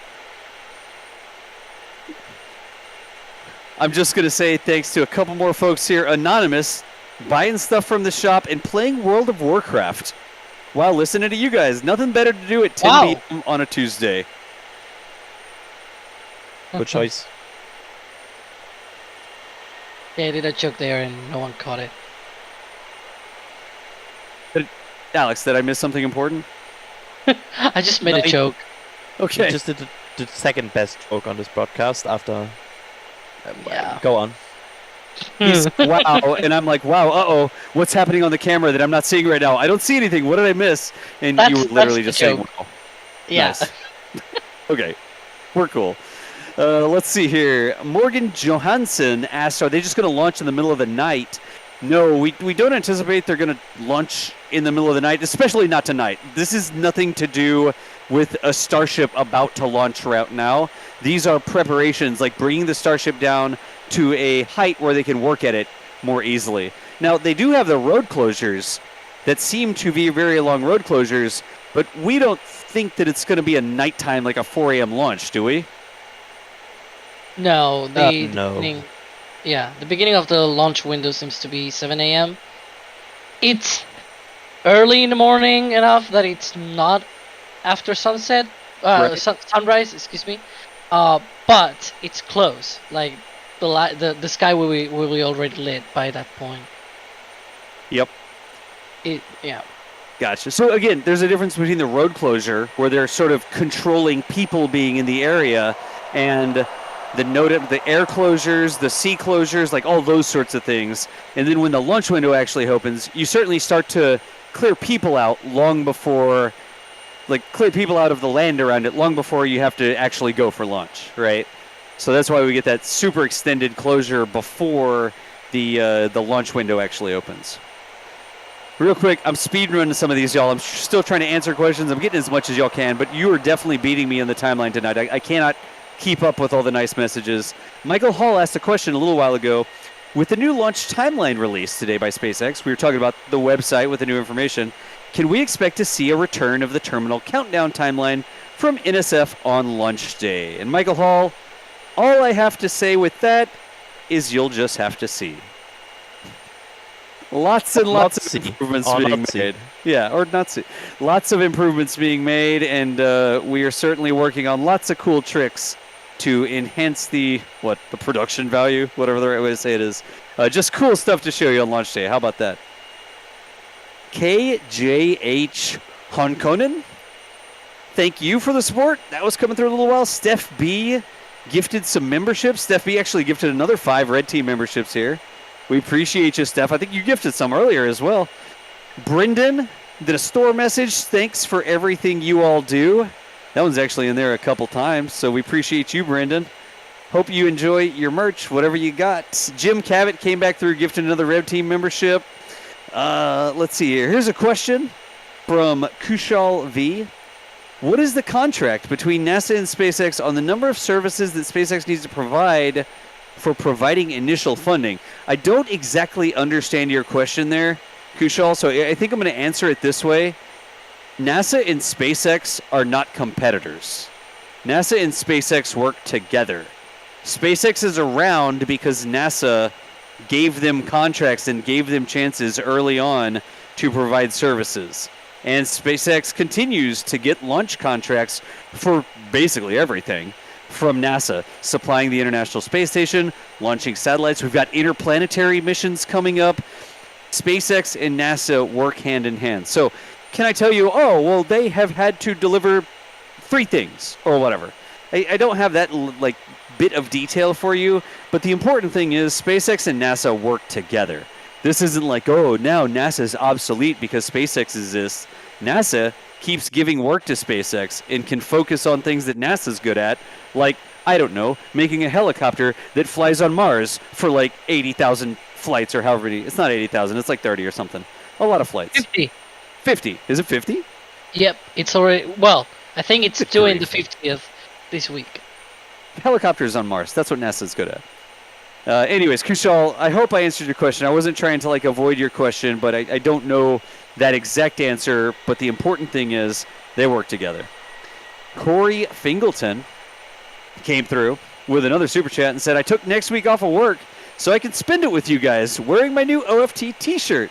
NSF has become an integral part of my day-to-day life. Thank you for all you do in the new cam on top of Margaritaville Resort as well.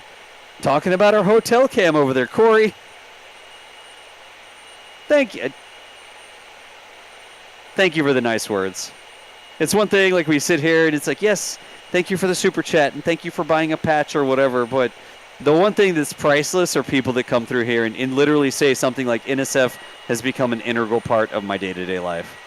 We're so happy to have you in our community, Corey, so thank you so much for stopping through and just showering us with nice compliments this evening.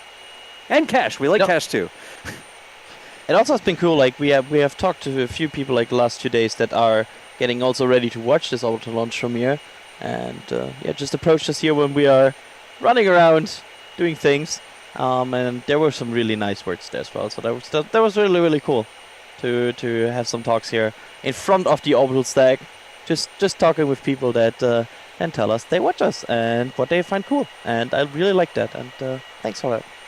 Yeah, it really is. And Adrian, you're actually keeping an eye out on the roadblock in cars, and are they going to return to the pad? There's a light. That is the drone? Oh, yep. Wow. You can see the drone shining a spotlight. Wow. That's really focused. It's really you could see how it has a wide angle almost. Uh-huh. And then this is really a focus spotlight there. It looks like they're checking at the alignment here before it sets down, because you want to make sure it aligns properly in this clear before it goes down to the stand. No kidding. But as of right now, it's not quite all the way down. You can still see brown light in between there or whatever. Yeah, it looks like about 2 meters or so. Okay. 6 feet or so. I'll translate. Nice. I keep feeling bad because I'm Adrian and I are driving around in the truck, and of course all my units are miles per hour and Fahrenheit and all this stuff, and I'm I don't know how to translate this for you in real time, Adrian. 75 degrees, it's actually really nice. Stick your hand out the window. Yeah, 75 is nice, right? Yeah, I learned 75 is good temperature. Uh-huh. And 80s, it's getting a bit less so we had a lot of conversation the last few days, especially Nick, Tess, and I, and my initial reaction on Monday was when I got out the door, wow, this is warm. Meanwhile, this is really nice and mild. So I'm kind of scared for the days where it's really hot here, because I have to say, even the not so hot days are already kind of hot. See, the problem is I don't want Adrian to go back home to Germany and be oh, it's really nice in Boca. It's a fantastic place to hang out. The weather's beautiful and the temperatures are nice and it's very comfortable. Adrian, I want you to get a hot day so you can go back and be oh my gosh, when it's hot, it's brutal out there.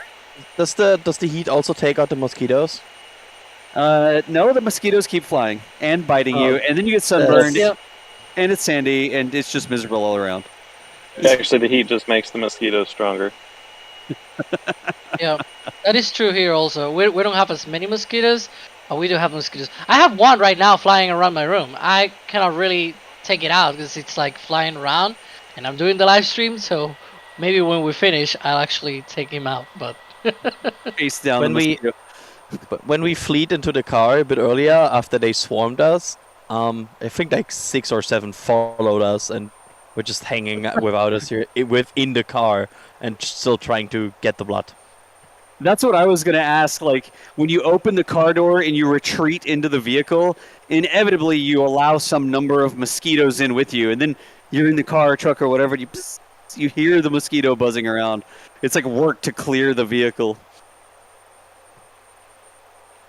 All Yeah, right. it's- Go, you have to be fast. Fast in, door close. And and don't leave the then, door open.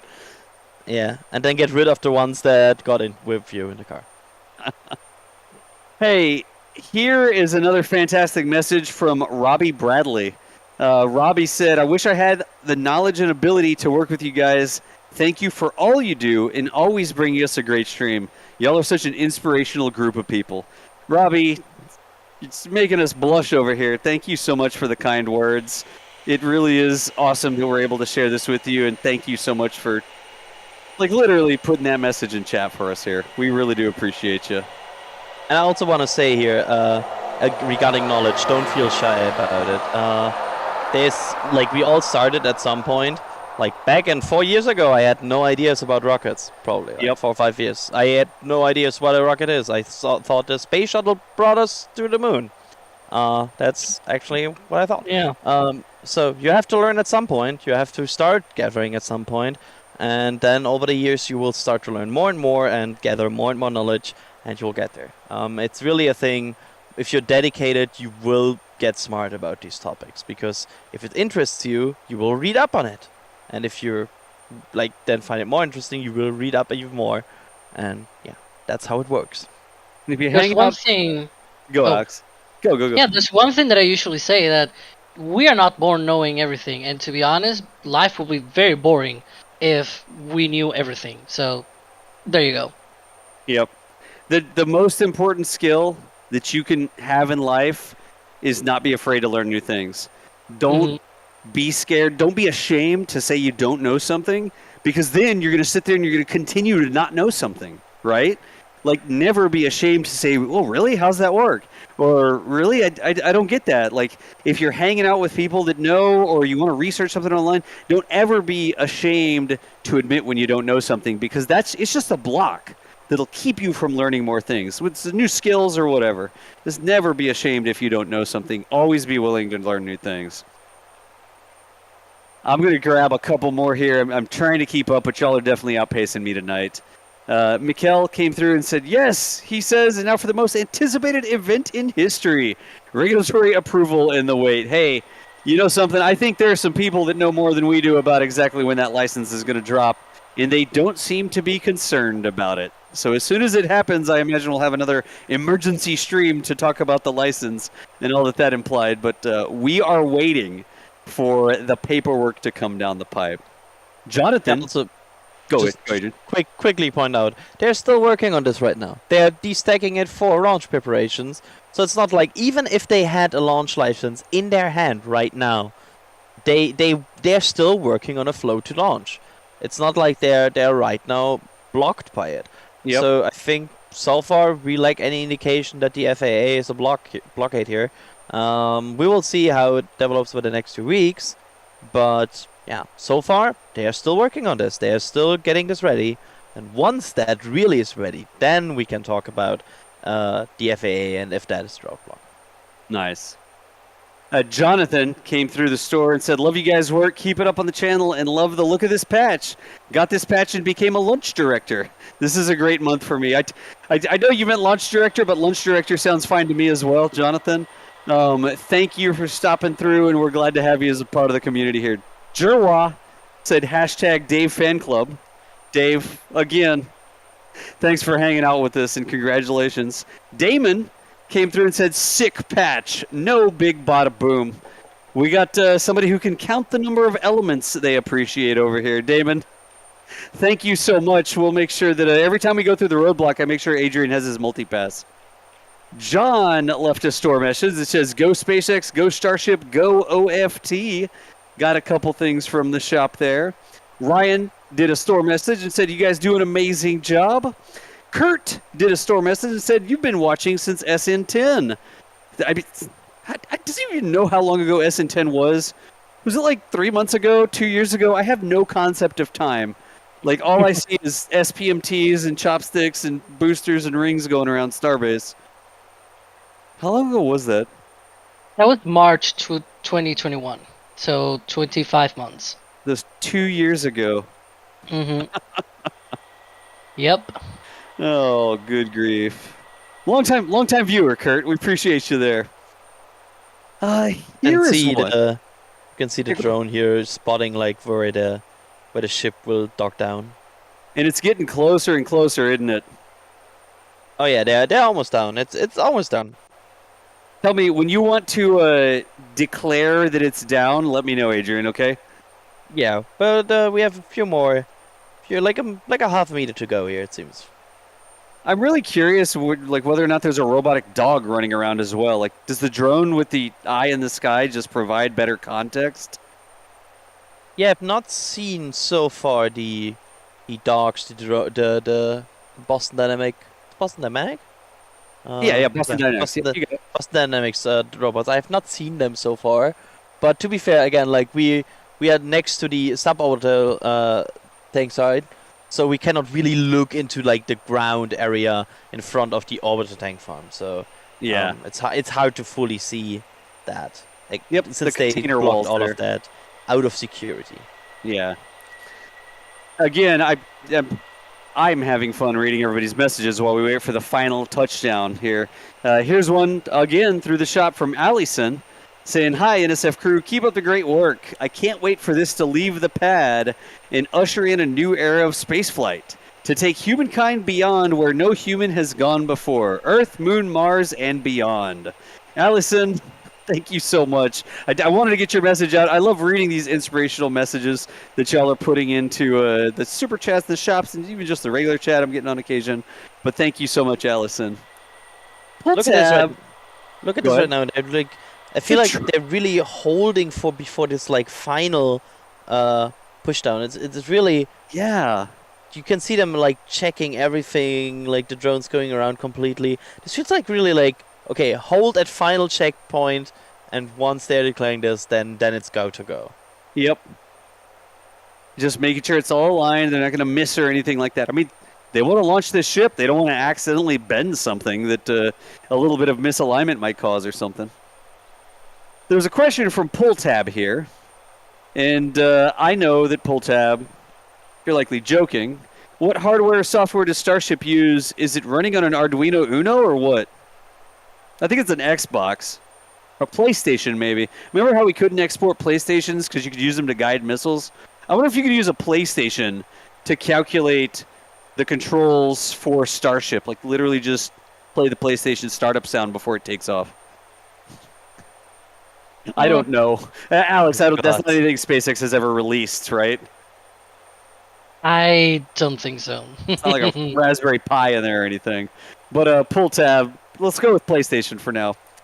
Ozzy came through saying, "Let's light these 33 candles."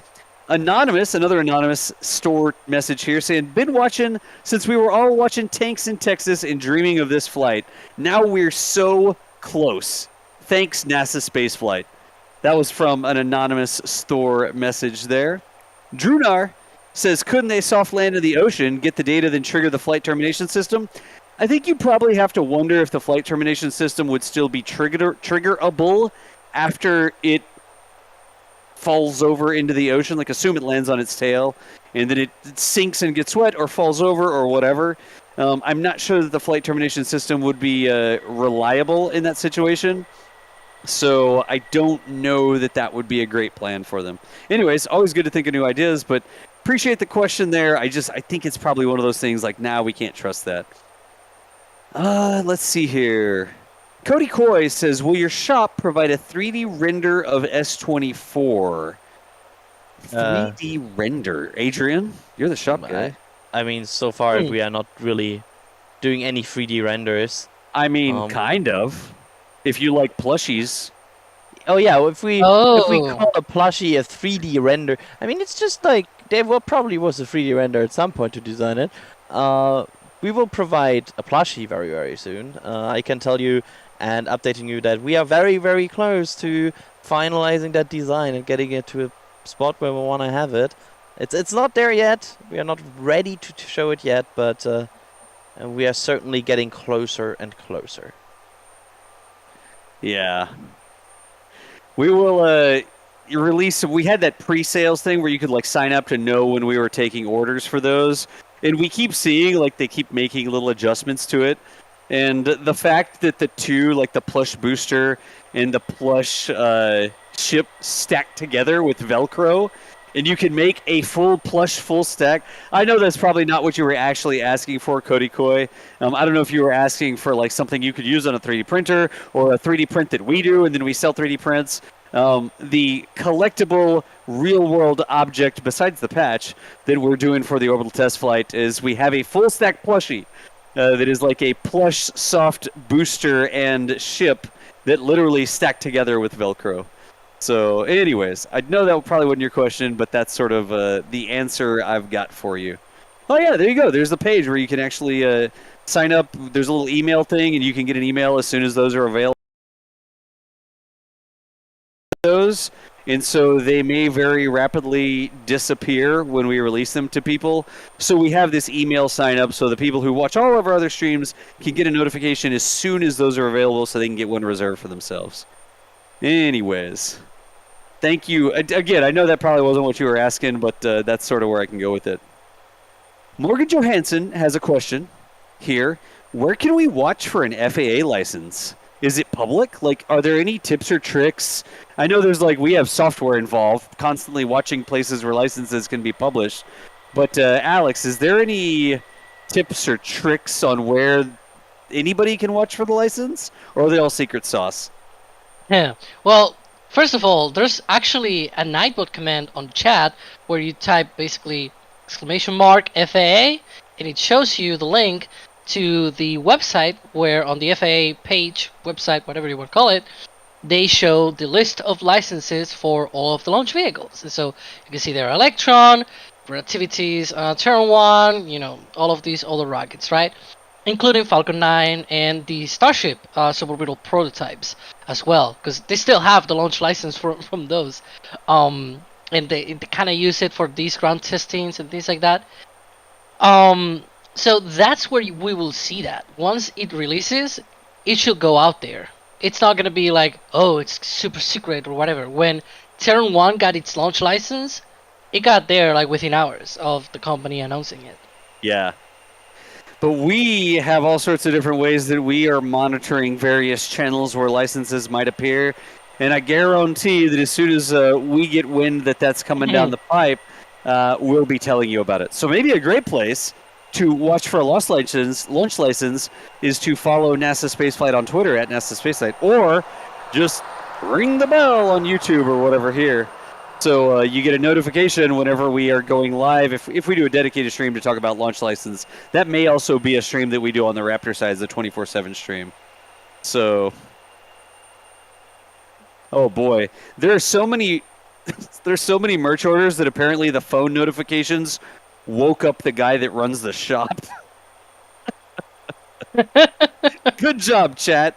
You rousted the sleeping store manager out of bed with too many notifications. Yeah, it's 7:43 a.m. here in Europe, so I mean, maybe we didn't, maybe not exactly woke him up, but he just popped in and said that we are running very low on the patches. We are down to almost double digits on the patches remaining in the shop. So, again, y'all have basically cleaned us out. We were like, I don't know, can we sell that many? Maybe that's going to be too many. Maybe we're going to have all these patches left over. And we are rapidly approaching the double-digit numbers in patches remaining. So, yeah, how wrong we were. We misunderstood. Hey, just in my defense, the shop guy Mark confirms that the constant stream of orders woke him up. Like his Oh, phone there you go. literally goes off when there's orders that come in, and he confirms that chat woke him up with so many orders in the shop Oh. tonight. Funny story. Recently, I was at the dentist. That was when we released the patches. So when they basically it was going for like 2 hours. So I was sitting at the dentist while they were trying to do something on my teeth, and my watch was constantly like email. It was wow. We've got merch pies. We have the wake up Mark game. Like, there's all sorts of different ways that you could participate here. So, anyways, a bunch of people in chat are apologizing to Mark. So, the number of patches we ordered was a calculated risk, and man, are we bad at math. Nice. I love memes. Yeah, we're watching, like, it's in those little guide. It's almost even with the guide there. It's almost touching down. It's so close. The drone is like inspecting it from every other angle here. But that's actually some cars coming back from the pad right now. I've seen a couple tankers come that way. But they are very close to this thing making contact, right?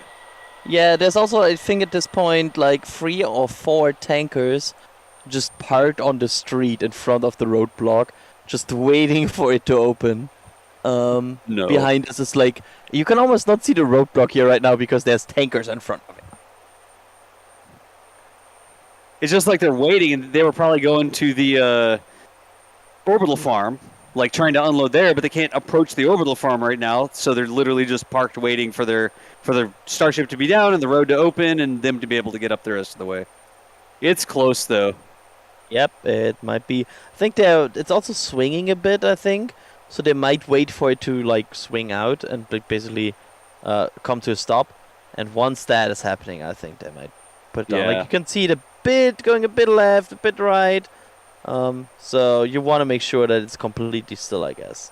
Yeah. Hey, I'm going to speed run some more nice messages here. If it's a question, I'm going to maybe skip over a couple of more detailed questions because you know us. You ask us a question and we talk about it for like 10 minutes after you ask the question. So let me speed run some nice messages. Darkstar, longtime viewer, love you guys. Thanks for all you do. Darkstar, we appreciate you. We've got Kenneth. Looking forward to going to Yuri's night on the Space Coast. Will NSF be there? Kenneth, right now we are all hands on deck preparing for Starship. We do not have anybody. Maybe Sawyer's making it. I don't know. Maybe Sawyer might be there, but we don't have like a big official presence at Yuri's night or anything like that. A lot of us are all hands on deck to prepare for Starship Orbital. But either way, we appreciate you. Jonathan I Sell. will say I was planning on going to Yuri's night to celebrate a very special day with a few of my very good friends over at Cosmic Perspective. So if you guys do end up at Yuri's night and you bump into Mary Liz or Ryan, make sure to give them a hug for me. So thanks for going to Yuri's night. There you go. And hey, Sawyer says Sawyer will be there as well. So Yuri's night. I've never been to one. I've always wanted to see. This is the thing. We'll talk about it for 5 minutes after we say one thing. But either way. Is it down Oh, that yet? was a speed run. I'm sorry. Oops. No, it's all, no. Nick, it's all good. That drone is still flying around, but it's not quite down yet. All right. Jonathan Sell says, you guys are amazing. When I was injured on the job, I was in a lot of pain and not happy. I found your guys' channel, and now I'm happy and love space. It's so many. We get so many messages like that where it's like, I needed something to distract me. I needed something to watch. I needed something to take my mind off X, right? And Jonathan, we're so happy you were able to find our community here and be a part of it. We're grateful we were able to help you out some there. Okay, can I clarify something? Because we shared the link to the FAA website. Yes. You'll see there a Starship license, like a license name under Starship. That is for the hops. That is the one that we saw for the suborbital hops that we saw 2 years ago. That is not for this flight. So it's like an archive license or something, right? No, because it is still under, like, it's still active. Because it lasted like 2 years, and then they renovated again another year for testing of Booster 7 and Ship 24. Because that testing is also covered by that launch license. Because the launch license not only covers launch, but also covers pre-launch stuff. Yeah, but why does that launch license not cover this launch? Because it is a different one.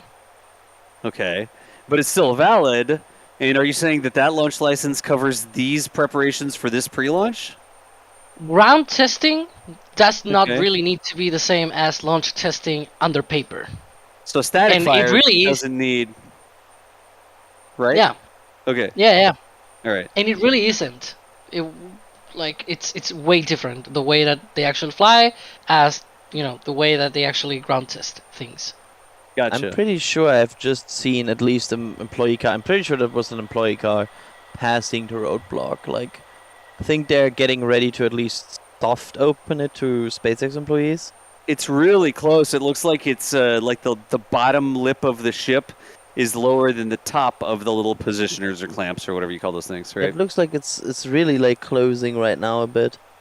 Yeah. It's really for sure close.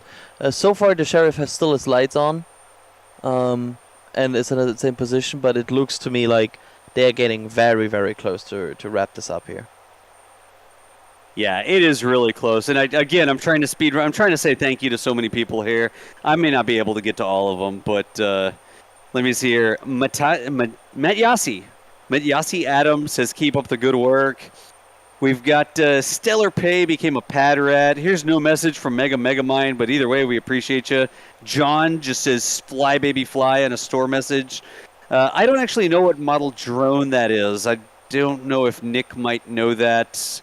I don't know if it's like a DJI Inspire, a custom rig, or something like that. I don't actually know the answer. Is it a Matrice? Mm-hmm. Yep. Okay, it's a Matrice, Musical Wolves. There you go, DJI Matrice. Let's see here. Justin did a store message. Been watching from the good old tank days with Starhopper. I've been waiting for this moment. It's coming soon. Let's go, SpaceX. Thank you, NSF, for the coverage. Can't wait to see this in person soon.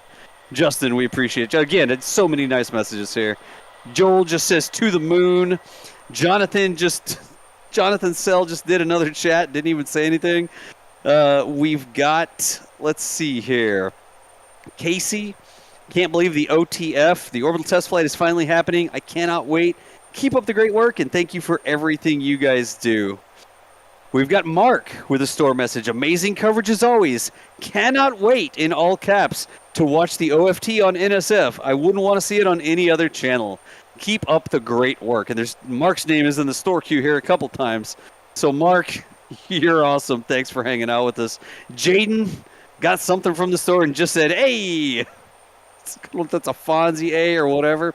Florian came through and said, dear NSF team, love the content and live stream. Cheers. Brandon said, thanks for everything you do. Oh my gosh, James became a Capcom. The bar's not getting smaller, y'all.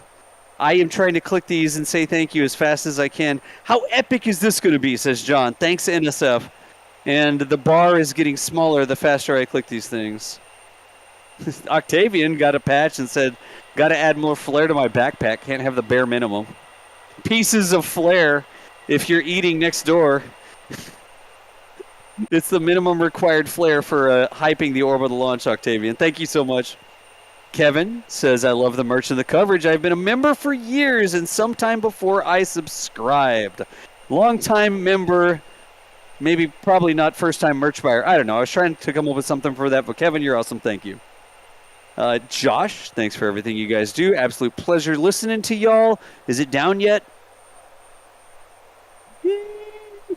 The drone's not flying around anymore.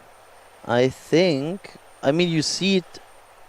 I don't see any gap anymore between these places where they set it down. And are we calling this down? I think it's pretty close. It looks down. Yeah, I'm doing A/B testing here. Yeah, I think I would call this down. Is there like fireworks that go off or something? Like, I don't see any fireworks yet. You? No, you have. I don't like. Nick and I just verified no fireworks here. I don't think we want fireworks. Look to your left over at South Padre Island. That's where the fireworks usually are. I don't see any fireworks over from Clayton's, but I can confirm, hopefully sometime soon, there'll be some fireworks at Starbase. 33 There of you them. go. 33 very controlled fireworks that are like in a very controlled manner, right? Not fireworks like a big uncontrolled explosion. They better be controlled. Otherwise, I'm going to have a word with the manager or something. I don't know who's in charge down here, but I'm going to have a word. More control, more Like better. drone is back. Oh, the drone's back looking again? Oh yeah, you can see the little spotlight from the drone on the side. That's a tank farm noise that just fired up. No, they cannot. Ignore. I was about to say like, hey, can they repressure it? No, but they cannot. Somebody has to actually attach a line for that. There you go. So, like, all that's not possible. Y'all, we gotta get some sleep here at some point tomorrow. Nick and Adrian and I need to go visit all of our sites at the beaches and everywhere because we've got some new toys that need to be deployed. So I'm going to say thanks to just a few more. That drone shot is so cool when the spotlight sort of comes through the fog. Anyways, Richard with a store message. This is Methane Man. Hello from Texas. Y'all are the best. Richard, we appreciate you. Stuart said morning, patching commencing. I can't even display all these, y'all. I'm just going to say thanks to all y'all. Joshua said, go Starship, go Booster. Have a great, nice DOS. Thanks for the stellar coverage as usual. Multiple messages from Joshua in there. Philip put in a store message. Philip actually says, I am poor, but I had to be a part of this. Not money I could have spent on something lavish, but this is history. Philip, please, please, please always make sure that you're taken care of. We are taken care of. There's so many people out here that support what we do. Please never feel like you're left out or something. Just being a part in chat is a way to be a part of the community. But thank you so much for stopping through there, and I hope that you got something to commemorate what's going on here. Please, please make sure you are always taken care of. We are going to be fine, and I hope that you're fine as well. Linda came through. Thank you so much for everything. It's a real pleasure to share these amazing times with you. And Linda has like 5 things in the queue. Linda, appreciate the support there.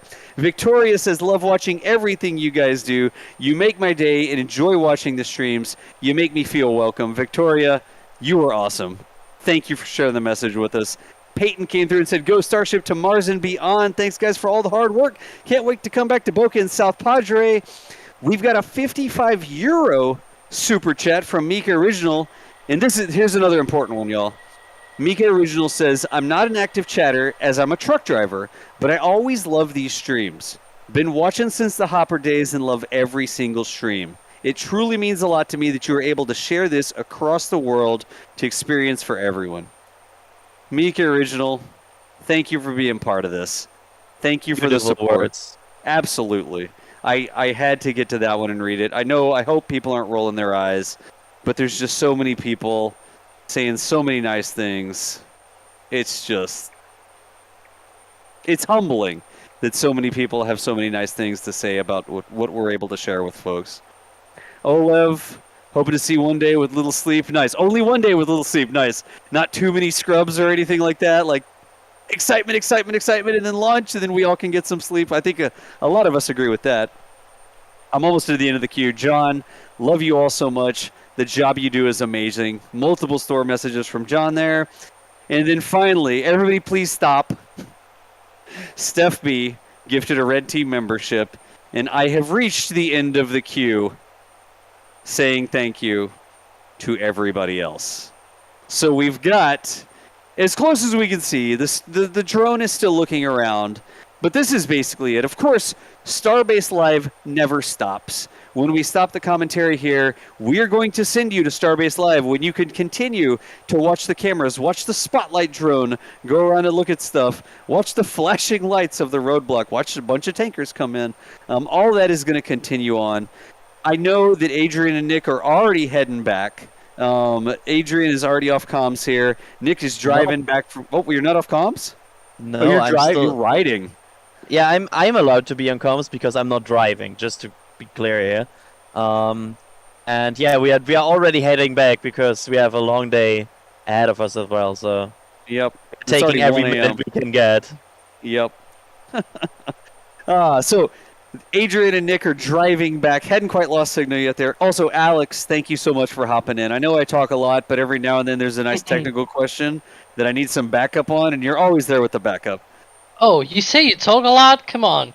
I talk a lot. But yeah, it's always a pleasure, and you know, we'll see you always 24/7. Oh, also we had folks helping in the back end as well. Operating the stream tonight was Kevin Michael Reed. Patrick was here as well. Some of our Starbase operators, Thomas and I guess Rough Rider Show is the name. I actually don't know your real name, Rough Rider Show, but whatever.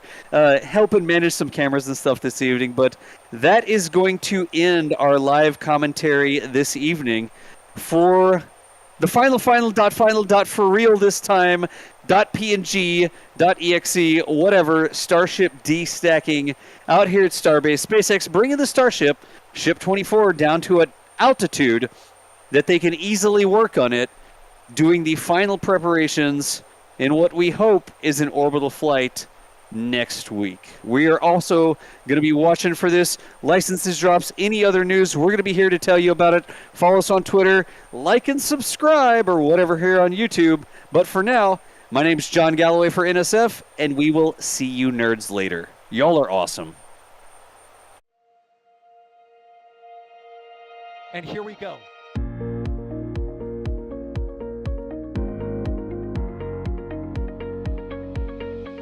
We have liftoff. Propulsion continues to be nominal. RS-68 chamber pressure looks good. Doubling up. Regulator with planet.